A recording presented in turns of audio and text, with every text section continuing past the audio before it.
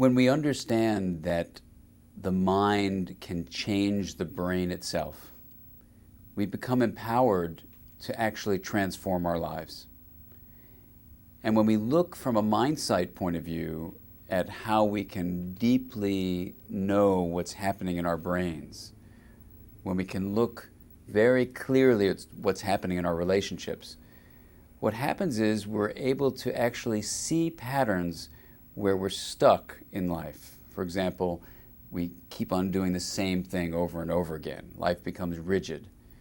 Or we may find that there are patterns in our lives where life has become chaotic. We have outbursts of emotion or impulsive behaviors. These two banks, if you will, outside of a river of rigidity on the one hand and chaos on the other, help us know when something is missing. And that something is called integration.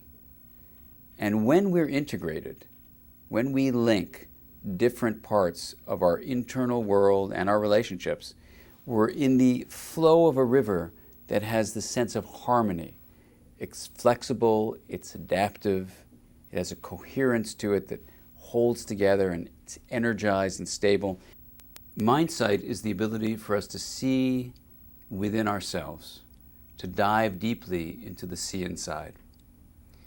The way we develop Mindsight is through our relationships with our parents initially. Parents reflect to us what they see going on in our inner world, not just noticing our behaviors, but, for example, reflecting to us about our feelings, what we might be thinking, remembering, perceiving. All of these are the ways we get signals back from our caregivers that help us see the internal world with clarity.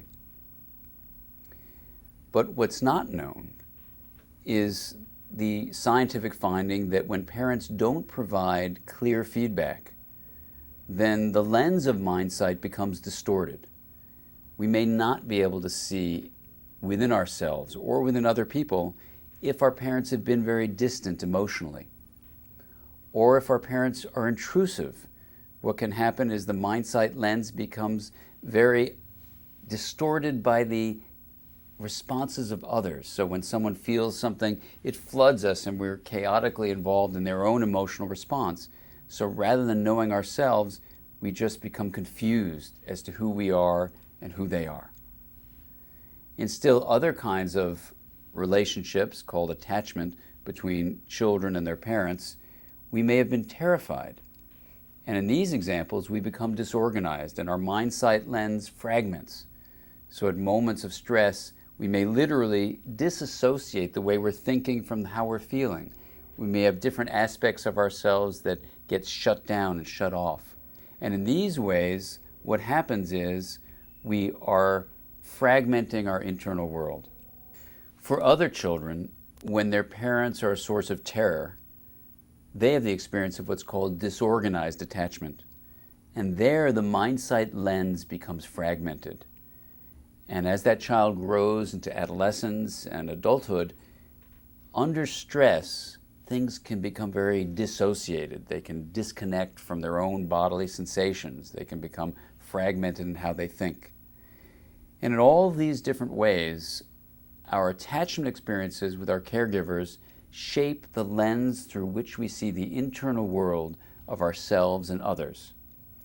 The fantastic news is that when we make sense of our own lives, we can actually strengthen the Mindsight lens so that it's not distorted, that it's not fragmented, that it's not shut down, that instead it's clear, strong, and give us an acuity of how we see the internal world.